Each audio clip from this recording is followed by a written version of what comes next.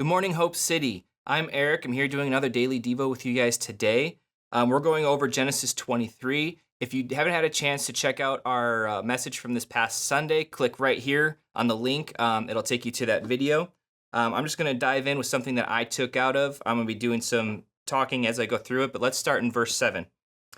So it says, Then Abraham rose and bowed down to the Hittites, the people of the land. He said to them, If you are willing for me to bury my dead, listen to me. That's important. Remember that.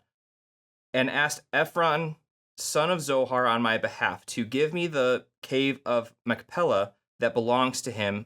It is at the end of his field. Let him give it to me in your presence for the full price as burial property. Now, like I said, that listen to me, back in the Hebrew, that would have been Shema, which means this is important. Listen up. And he calls out Ephron by name. That's interesting because that would mean that he knows him. So they're both men of influence in this community. And then he also says, give me the cave. I want the cave of Machpelah. He didn't mention anything else with what we're about to see. So let's go back. Let's go into verse 10. So Ephron was sitting among the Hittites. So in the hearing of all the Hittites who came to the gate of his city, Ephron the Hittite answered Abraham, No, my lord, listen to me. Again, that's important. I give you the field. I give you the cave that is in it. I give it to you in the sight of my people. Bury your dead. So he says, my lord, which means that he has a respect. He knows who Abraham is. He's a fellow person of influence in the community.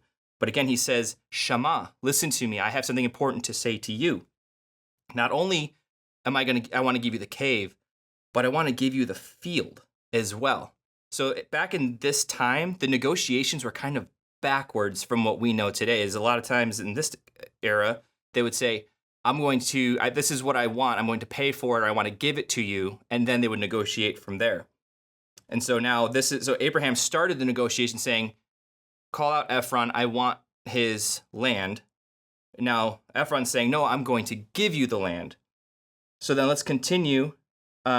In verse 12, it said, Abraham bowed down to the people of the land and said to Ephron, in the hearing of the people of the land, listen to me. He said it again. If you please, let me pay the price of the field, accept it from me, and let me bury my dead there.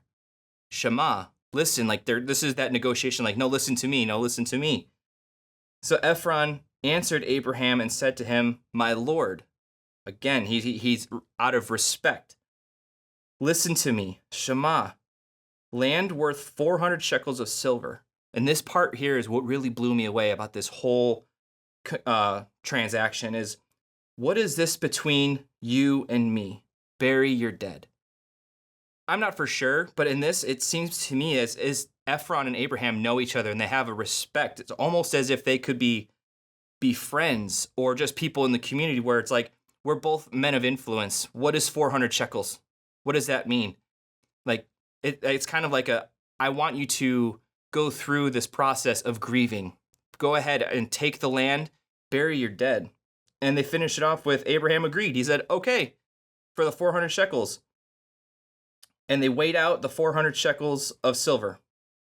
I don't know about you guys, but when I read this and I see there's a lot of respect that's given between these two men of influence in this community. And as Christians, that's what we like to do. As believers, we want to influence those around us. We want to be generous with what we have to those people and allow them, if they need something, we're there for them to give and to serve. And that's just something that I got out of this passage. I hope you guys got something out of it too. And we'll see you guys next time. Thank you.